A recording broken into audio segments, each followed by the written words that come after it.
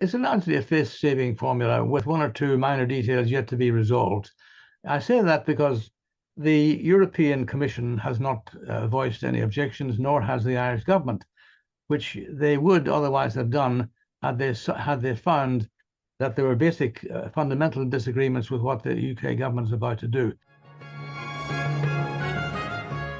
Hello, I'm Brendan Donnelly. I'm the director of the Federal Trust. Today I'll be talking about recent events in Northern Ireland with Geoff Martin, an old friend of the Federal Trust who is very well qualified to discuss issues arising in Northern Ireland. He was the Belfast representative of the European Commission for many years, and then he became the London representative of the European Commission. He's written and broadcast a great deal on Northern Ireland topics. Geoff, thank you very much for joining us.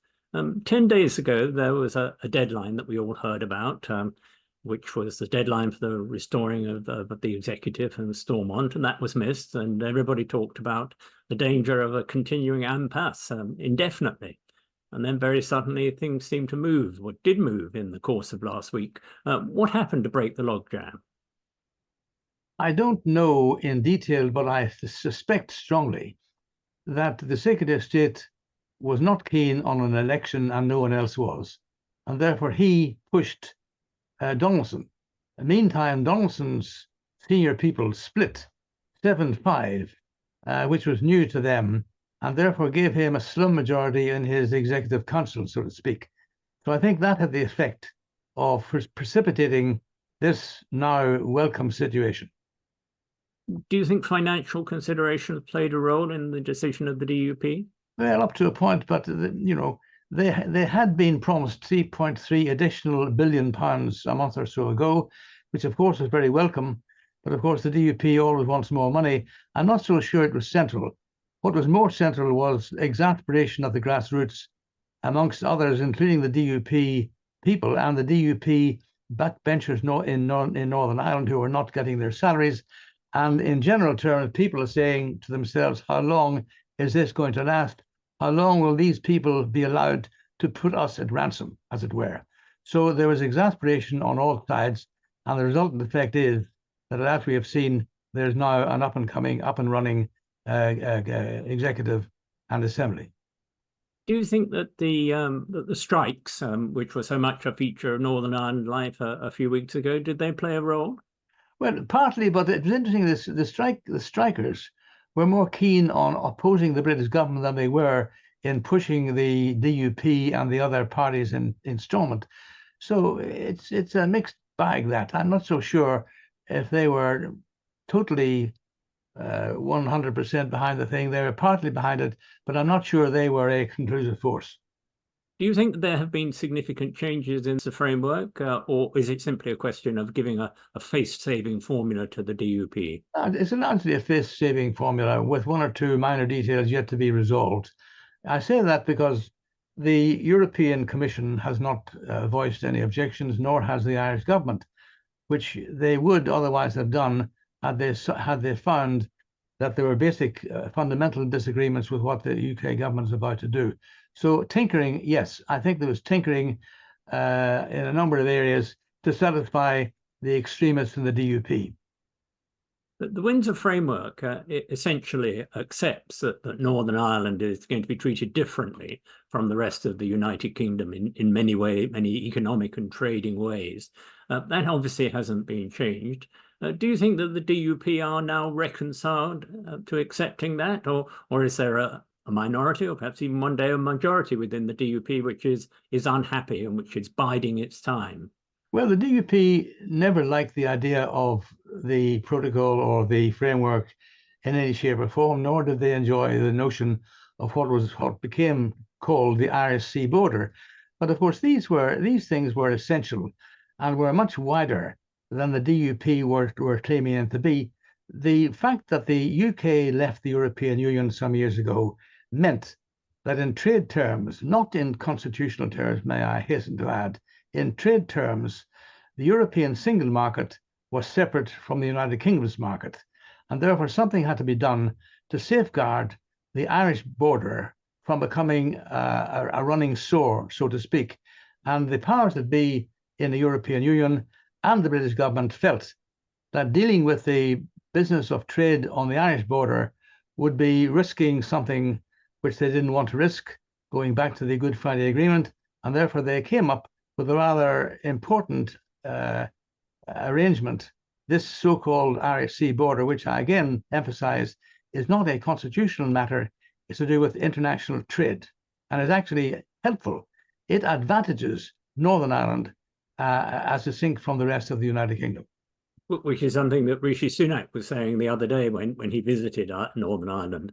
Indeed. But Indeed. Is that something that all of the DUP have reconciled themselves to? Do you see the possibility of a split or defections in the near future? Well, the DUP are both difficult to read and easy to read. I mean, the DUP continue to use anything to justify their claim that they want to safeguard the Union.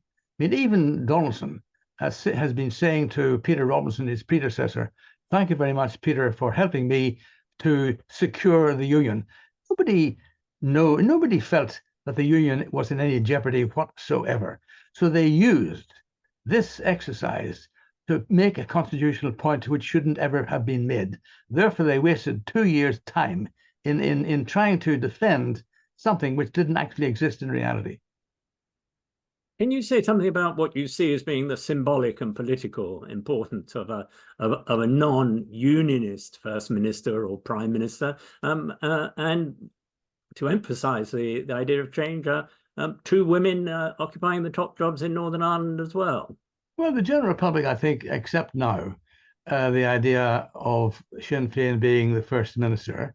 However, 103 years ago, Edward Carson coined the phrase "a Protestant parliament for a Protestant people."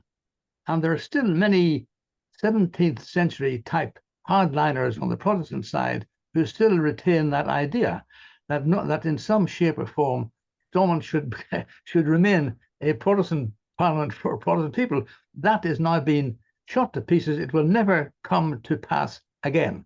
And therefore, the idea that Sinn Féin is the first minister, a woman, Michelle O'Neill, and his deputy, who claims to be equal to the first minister, which in terms of law she is, but in terms of title she's not, a DUP person. The idea of 2 women in their mid-40s running a power-sharing executive in Northern Ireland is really welcome.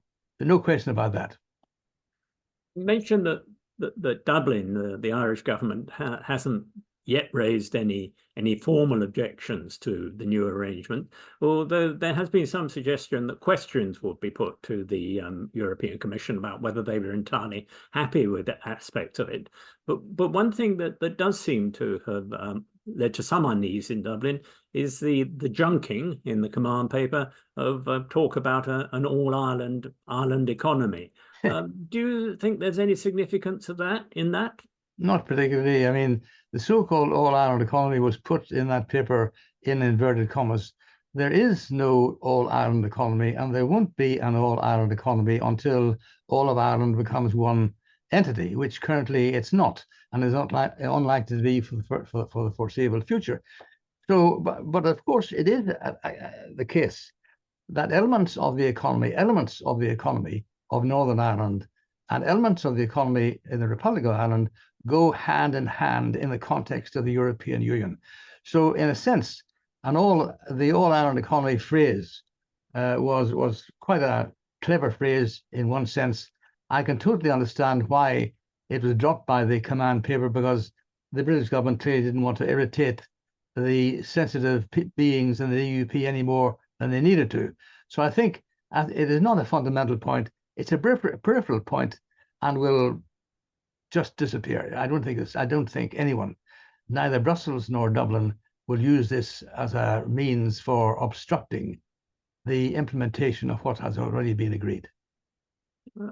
Do you think in general that what's happened over the past 10 days has any impact on the long-term likeliness and possibly the timeline of Irish unification? Well, I do, but I mean, I can't see that it advances the timing. If anything, it puts the timing back.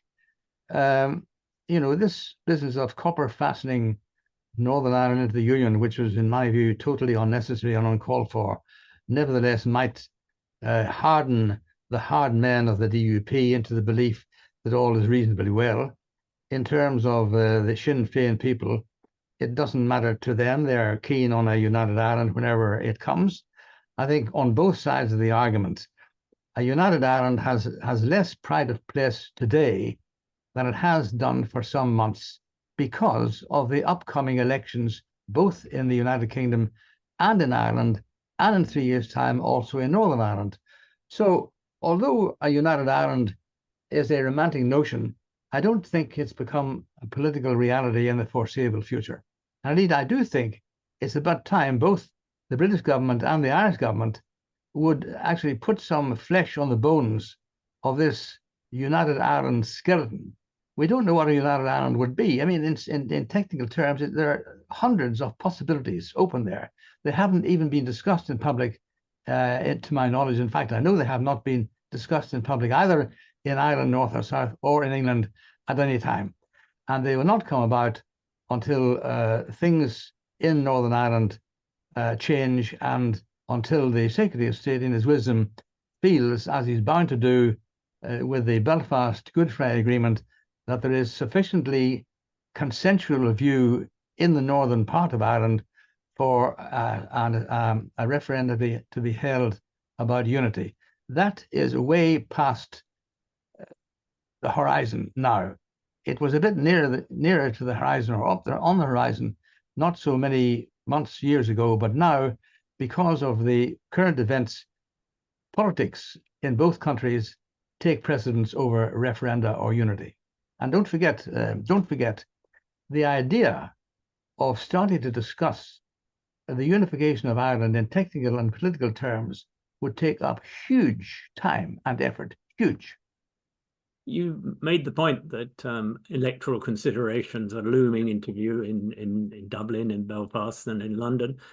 If there is, as seems likely, a Labour government elected at the end of this year, do you think that will change anything in Anglo-Irish relations? How do you assess Anglo-Irish relations at the moment, by the way? I'm told reliably that they are certainly not as good as they should be and were. Since Boris Johnson tried his trick on the protocol, I think trust has evaporated between the British government and the Irish government in large measure. And I can't see it coming back too soon.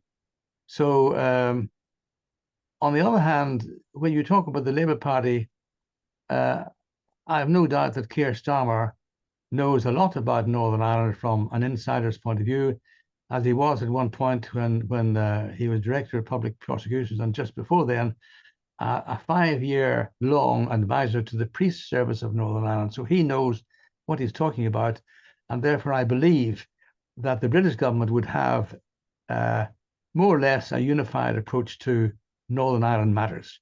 On the fringes, there may be more keenness on the part of the Labour Party to involve the Republic more than has been the case. But in general terms, I think both parties, the current government and the government to be, would take a similar approach to the whole business. Yes. Good. So your general summary is that this has been a good week for Northern Ireland, and may well mark in the medium to long term a fundamental turning point in the history of Northern Ireland. Well, I think it was a good week for sure. However, when I asked some of my friends over there, how long will this last? They throw up their hands and say, not for long. They predict that even though the two women made positive statements in Stormont on Saturday, that nevertheless, in 6 months or so, there is a very bumpy road ahead, and this executive will start to rumble again and disagree with itself. And therefore, what is likely to be the result of that? The answer is we don't know. Probably the most likelihood is that the Anglo-Irish Agreement procedures will be strengthened. In other words, the North-South ministerial meetings will start up again, and the East-West ministerial meetings will start up again, which they haven't done with the British government for some years. That would be a means of strengthening the existence of the power sharing executive irrespective of internal disturbances. But in the long term, I can't help believing that Northern Ireland needs reform of the Belfast Good Friday Agreement to abolish the effective veto owned by the DUP and Sinn Féin, who respectively over the course of the last several years have used that veto to bring down the executive from time to time. That is clearly unsatisfactory from a democratic point of view. Thank you very much. There'll be much to talk about over the coming months. And if you've enjoyed, this is to the listeners, if you've enjoyed this video, we have many similar videos on the Federal Trust website. Geoff, thank you very much, and we'll see you again soon. Thank you.